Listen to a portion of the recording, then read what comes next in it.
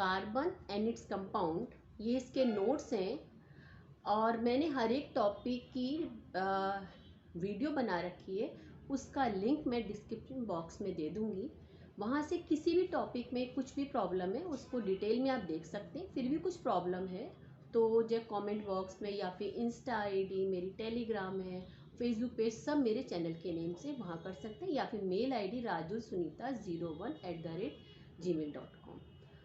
तो इसमें कुछ पोर्शन 2021 में कुछ पोर्शन जो डिलीट हो चुका है वो उसके नोट्स नहीं है इसमें। एक तो जैसे नॉमेनक्लेचर हुआ और केमिकल प्रॉपर्टी, प्लस मैंने ये जो आपका हाइड्रोकार्बन और क्योंकि आपके कोवलेंट बॉन्ड उनका स्ट्रक्चर भी आएगा, उसका नोट्स में नहीं, क्योंकि उसकी वीडियो अलग से बनी तो वहाँ देख लें कैसे उसका स्ट्रक्चर होता है।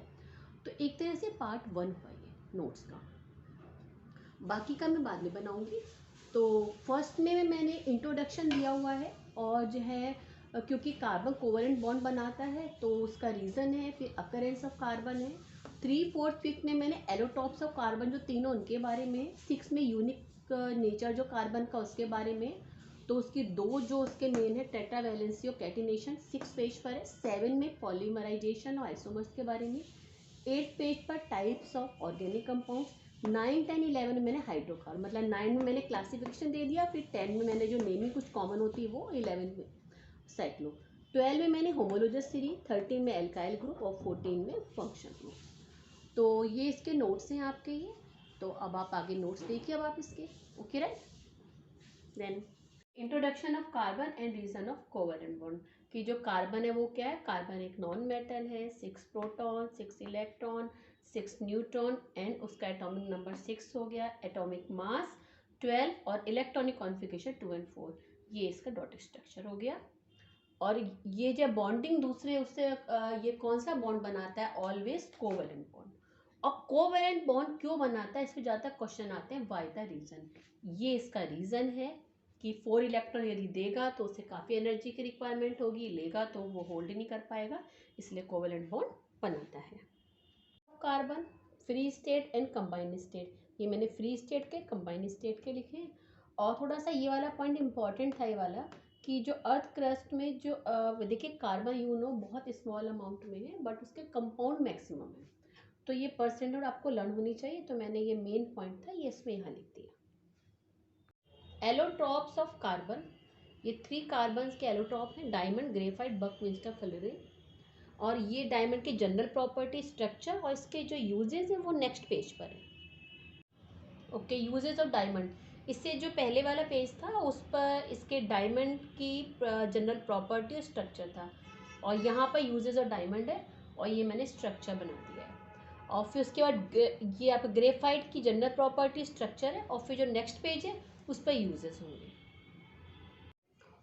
ओके, यूजेस ऑफ ग्रेफाइट, इससे पहले वाले पेज पर इसके ग्रेफाइट की प्रॉपर्टी और स्ट्रक्चर था, ये मैंने ग्रेफाइट का स्ट्रक्चर बना दिया है। और उसके बाद थर्ड एलोट्रॉप्स है बकविंस्टर फ्लोरीन, उसे हम C60, जो फ्लोरीन हुआ उसमें जो बकविंस्टर फ्लोरीन है उसका C60 हुआ, उसे हम कहते हैं बकविंस्टर फ्लोरीन।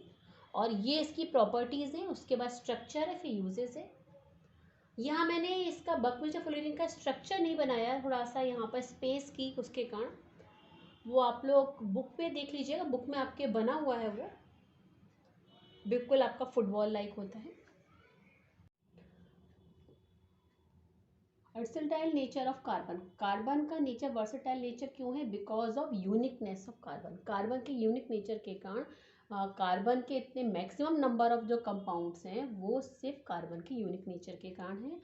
और वो जो उसके दो यूनिक नेचर क्या है, एक तो टेट्रा कोवैलेंसी, 4 वैलेंसी साथ में covalency, tetra covalency and catenation. ये जो कार्बन है ये आपका आयोनिक बॉन्ड नहीं बनाता है, कोवैलेंट बॉन्ड ही बनाता है, टेट्रा कोवैलेंसी एंड कैटिनेशन, दो इसके मेन रीजन है। दो इसके अदर भी मैंने प्रॉपर्टी यहाँ लिख दी है, आइसोमेरिज्म एंड पॉलीमराइजेशन। इन दोनों के बारे में मैं नेक्स्ट पेज पर आप देख लेंगे डिटेल में यहाँ पर ये, राइट।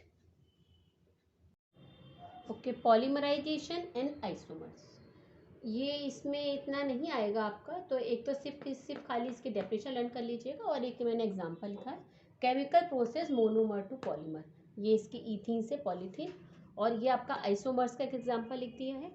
इसमें बनाने के लिए आते हैं आपके पेंटेन हो गया, हेक्सेन हो गया, हेप्टेन हो गया, एक मैंने इसका एग्जांपल लिख दिया। टाइप्स ऑफ ऑर्गेनिक कंपाउंड्स, आगे इन सबके बारे में स्टडी करने से पहले हम इसको सबको एट अ ग्लांस देख लेते हैं। ऑर्गेनिक कंपाउंड्स को generally hydrocarbons and hydrocarbon derivative दो में डिवाइड करा गया, hydrocarbon and hydrocarbon derivatives, hydrocarbon and hydrocarbon derivatives. और उसके बाद फिर फर्दर उनको डिवाइड करा गया open chain and close chain, open chain and close chain, right.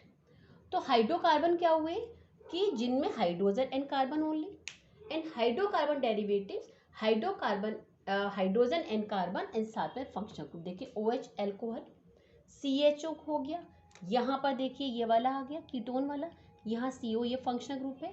तो फंक्शनल ग्रुप का भी आगे नोट्स होगा, वहाँ देखेंगे तब क्लियर हो जाएगा आपको। तो ये वाले हाइड्रोकार्बन डेरिवेटिव्स जो आपके सिलेबस से मैंने वही लिखे हुए हैं।